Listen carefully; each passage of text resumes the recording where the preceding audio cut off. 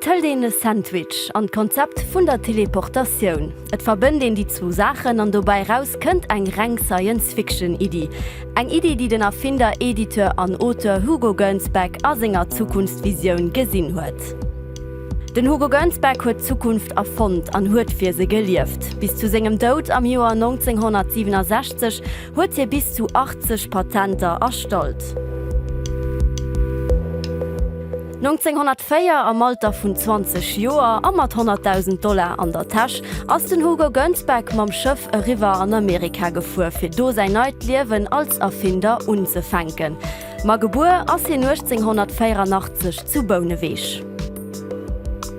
Seng Schoul huet hier nie fertig gemacht, an noch als Erfinder ass hien ëmmerem gescheitert. Sein echten Job zu New York huet hier schon nur puer Stundenrem verloren.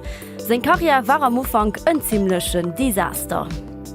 1926 huet den Hugo Gernsback Zeitschrift Amazing Stories gegründet. Am spät huet hin et Tikret e ganzen Editor-Imperium abzubauen, mat iwwer 50 verschiedenen Zeitschriften. An Haut gilt hin als de Pap vun der Science Fiction.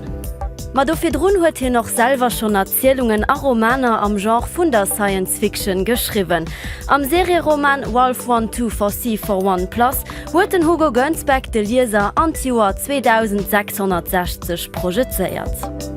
Kritiker waren aber demals immens schlecht. Et hat also schon sei Grund, für wat den Hugo Gernsback méi Succès als Editor wie als Autor hat. Das Rezept laut dem Hugo Gernsback für eine gute Science-Fiction-Geschichte besteht zu 75% aus Literatur und 25% aus Wissenschaft. Das ist als übrigens den Isolator, ein Helm, der Gereicher an anderen Auflenkungen eliminiert, für den er raus schaffen kann. Eine Erfindung, die nie produziert ging, aber viele von seinen Erfindungen waren aber Vierräder und sind tatsächlich Realität gehen. Seine futuristische Idee Tele-Eyeglasses kann den Haut doch als VR-Brill. Absurd-Ideen wie mit seinen Zähnen lauschen, ein Orchester für zu riechen oder ein Teletheater sind aber nie realisiert gehen. Tatsache selber, dass hier mit seinen Zeitschriften Science Fiction populär gemacht wird. Ein Mondkrater an den wichtigsten literarischen Science Fiction Preis, den Hugo Award, sind nach ihm benannt.